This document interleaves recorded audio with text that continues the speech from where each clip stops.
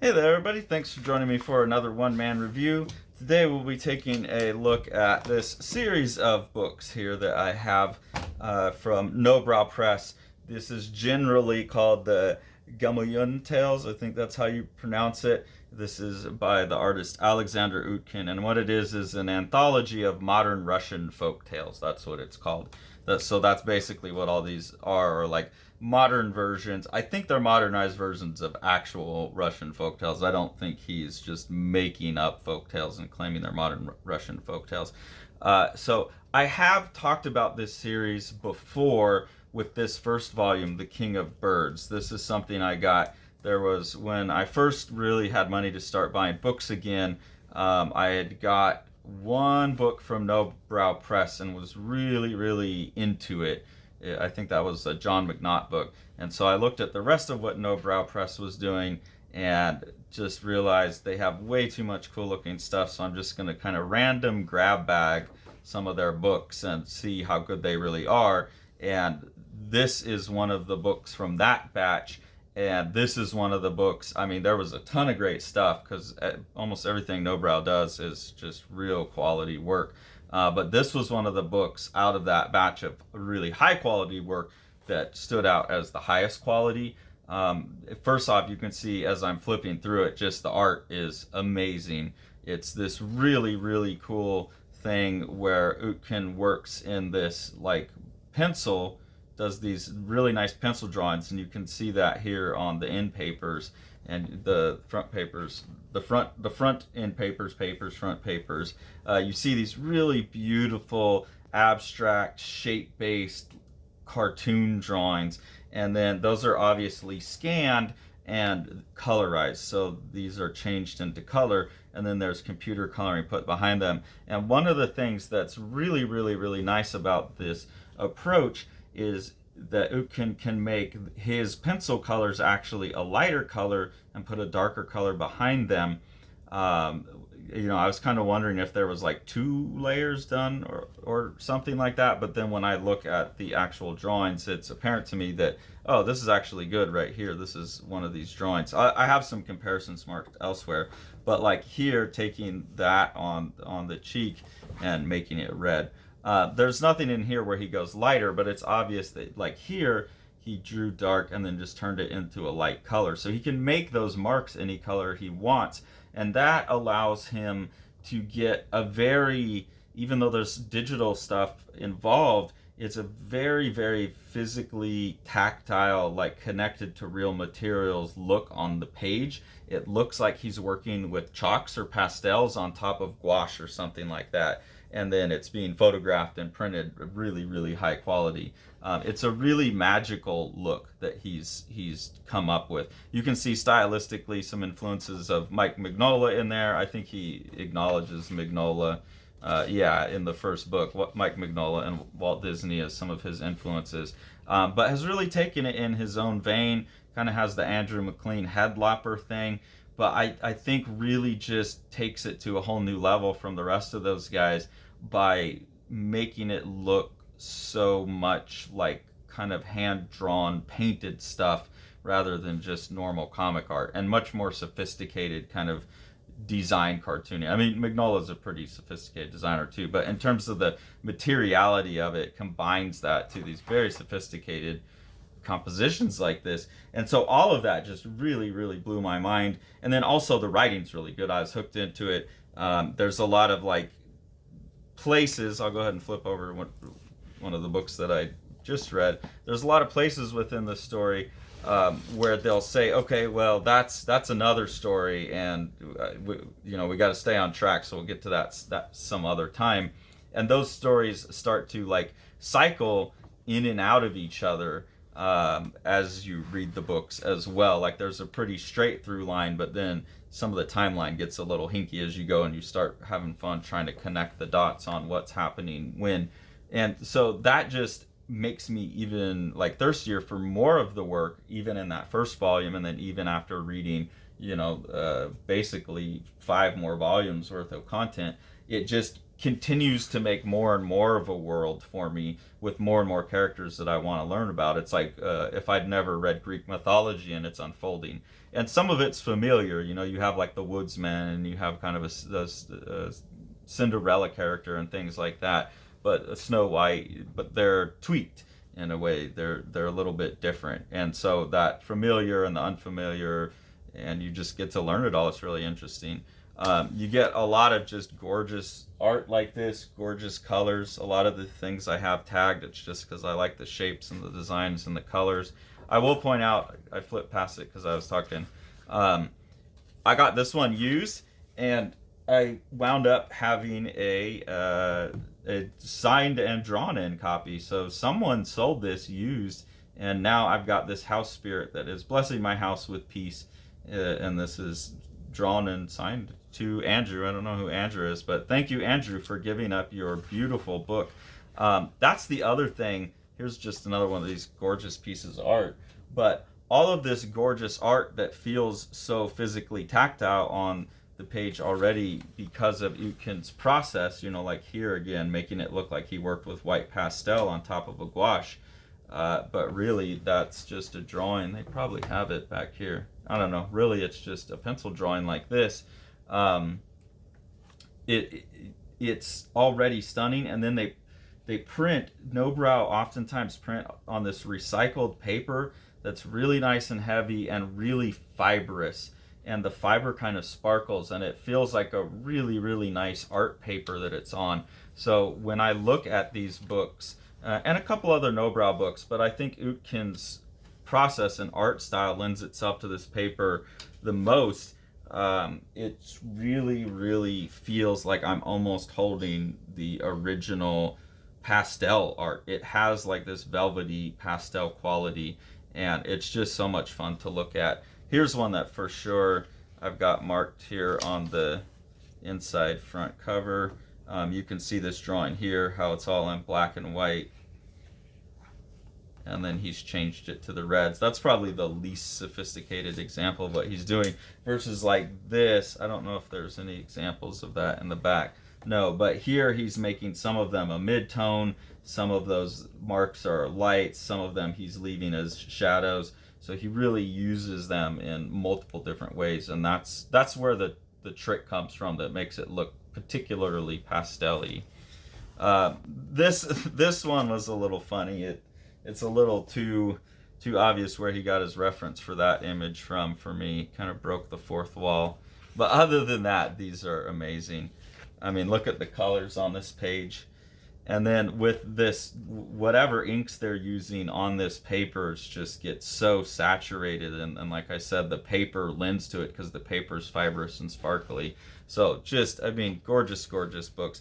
I haven't even talked about the story that there's in this one. You get to know this hunter merchant character, and he makes some agreements with the gods. And you start out also with this story of like a golden apple, and we're not gonna talk about that yet. We got something else to talk about. So that's one of those moments where you loop back around, and then you have some clashes amongst the animals, and this hunter guy goes on this big quest to help out all these spirits, and that impacts his family. And then in this book, you're basically following up on his son, who becomes friends with a water spirit. And that's kind of what's happening here. And then in volume 3,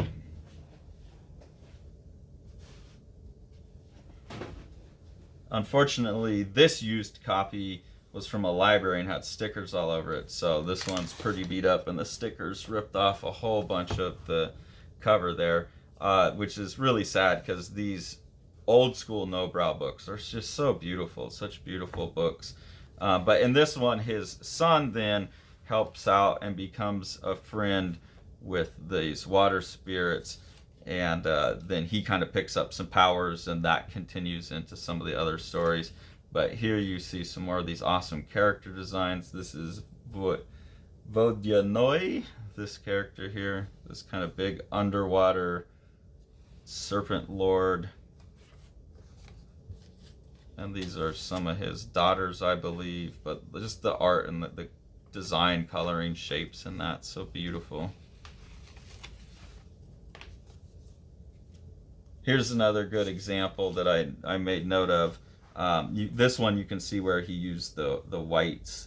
So here's the, actually no, in this one you can't. It's interesting. There does look like there's a digital chalk that he draws with as well. So here you have the black and white drawing, and you can compare that and see how he used the coloring on that one. So here the whites are added digitally. So he must either do this, and this is kind of what I speculated at first, this might be done with a second pencil layer to keep it really physical, or there might, like in the backgrounds, there often looks like a digital sponge texture that he uses, and those all combine really well.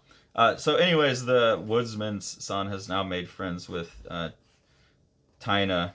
She's the water spirit. Here's another just absolutely gorgeous page. And here we'll see some of the stuff chalky looking.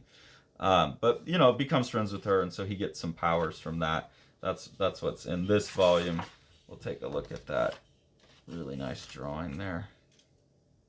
So here you have this drawing with a lot of these dark blacks there. And when you look at this, they've been used as like this bright pink. So that's the thing that he does that I think is like, it's already smart, but this is an extra smart use of it, using it as both lights and darks, and having the kind of developing this style enough to where he has the natural instinct and the foresights for, like, this is what I'm going to do, and that's where I'm going with it, and having these ideas in mind all along. But that's just, it's so much fun. Look at that. It's so cool. All of this is so great.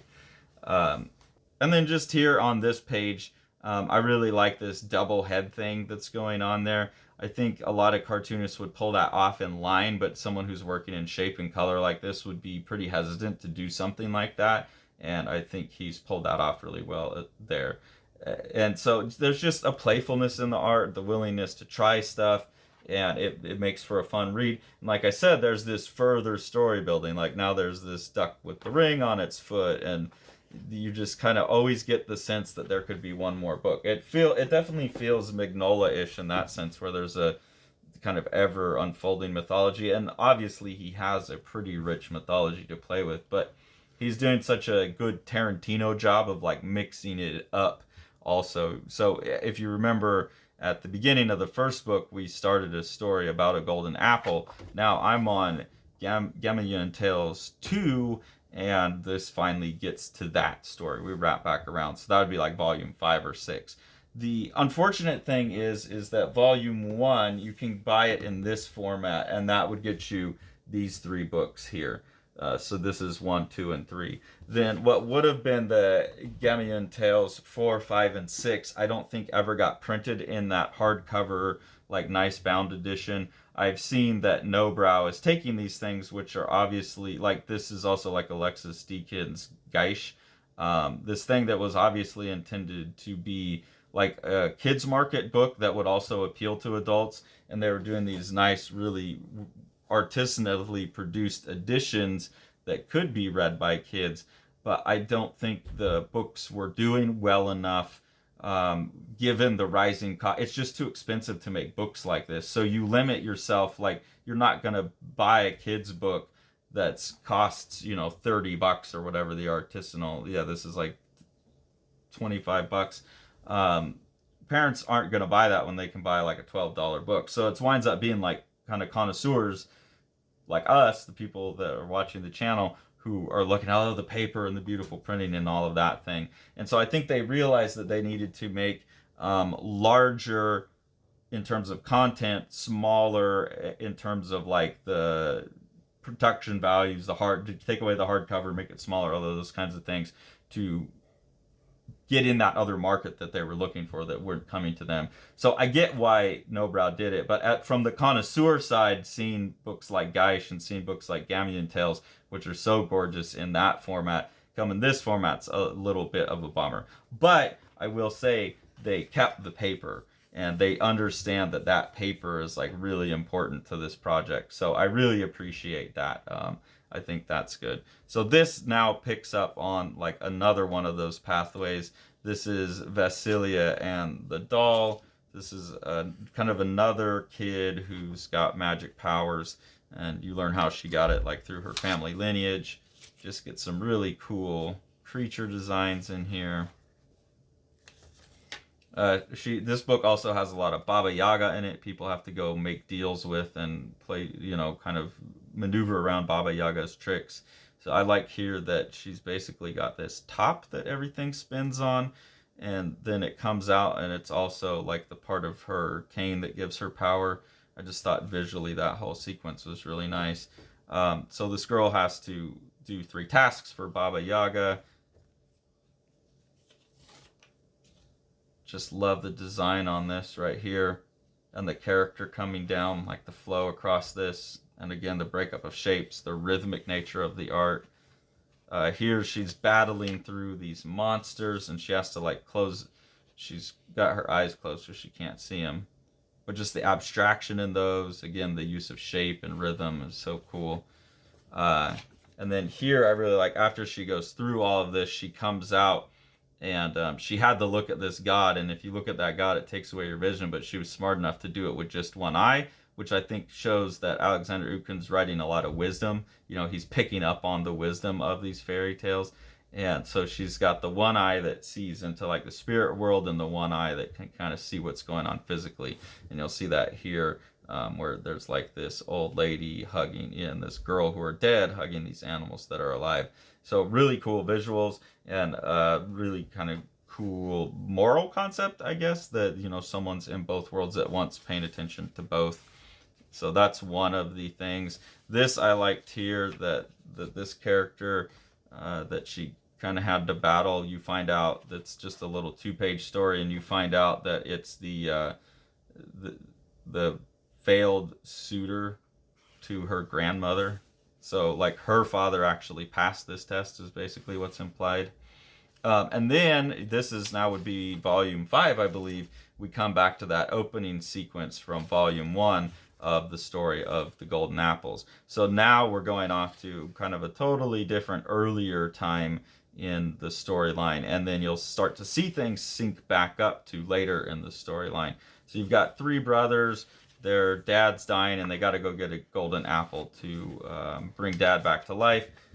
Love the design on this gatekeeper thing here, and this crow flying around, or this raven, really cool. Just this like My Little Pony colors on this horse is so awesome. But you get, anyways, 2 of the 3 brothers go up and make a bad decision, and then the 3rd brother comes up and makes a good decision and is actually able to go. Here he is sneaking into where the golden apples are. Again, I mean, come on, can't beat compositions and colors like that in this. Steals himself some apples, pretty standard fairy tale stuff. Has some good fights. Look at the compositions and colors there. I just love this use, especially here, like the use of negative space all throughout this is so sexy. Especially, right there with those colors. Ooh. Anyways, so that all, has some things going on, and then you see this story here about this snake who also is being chased for eating a golden apple, and it says that's a story best told at another time. But then you see the hunter guy from the first volume, so it kind of loops back around on itself, but you're also getting more stories that you want to check up on. Here's a really cool dragon that this character makes friends with.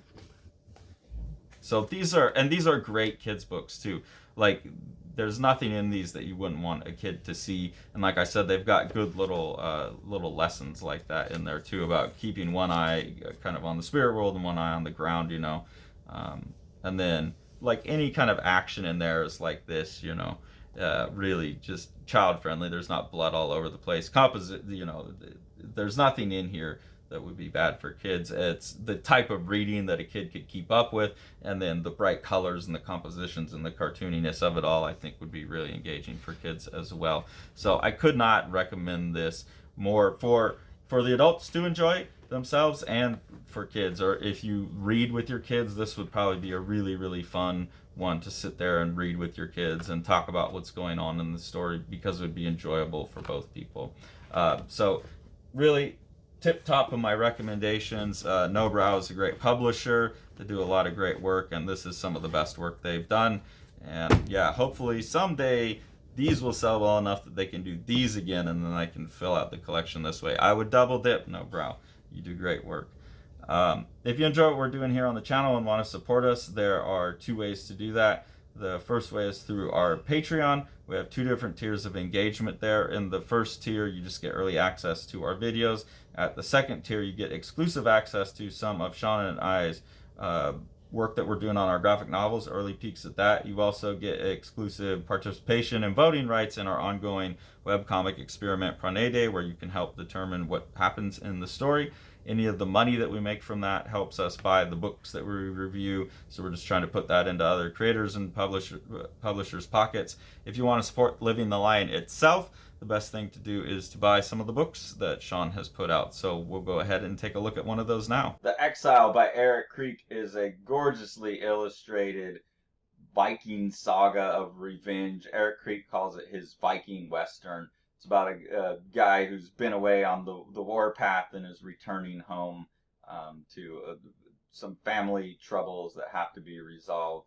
And this is told in just this amazing, like, kind of three-color art style that looks like old woodblock cuts or something. It's absolutely gorgeous book that you've got to pick up. Thanks for following along. Take it away, Jack.